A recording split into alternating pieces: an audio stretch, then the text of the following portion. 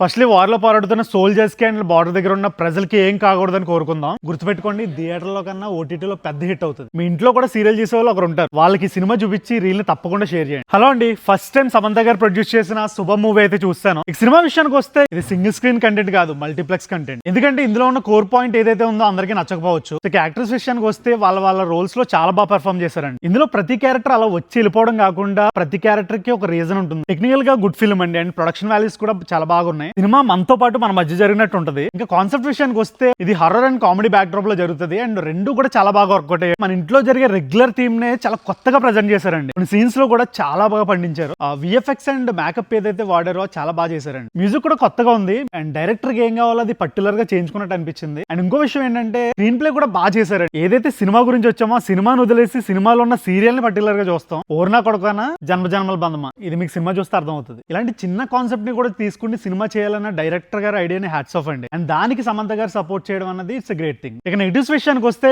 Cinema 2 hours అయినా కూడా కొంచెం లెందీగా ఫీల్ అవుతామండి. బేసికల్ గా సమంత గారి క్యామియో అంత ఇంపాక్టబుల్ గా లేదు, కానీ థియేటర్ వరకు రావడానికి సమంత గారే రీజన్. సినిమా అక్కడక్కడ లాగ్ అయితే ఉంది. ఇది ఒక ఫ్రెష్ హారర్ కామెడీ సినిమా అండి. ఇది అందరికీ నచ్చొచ్చు నచ్చకపోవచ్చు. సో మీరైతే వచ్చి సినిమా చూసి ఎలా ఉందో కామెంట్ చేసేయండి. అండ్ ఇలాంటి మరిన్ని షార్ట్స్ కోసం రాజేష్ ఖన్నా వ్లాగ్స్ ని సబ్స్క్రైబ్ చేసుకోండి.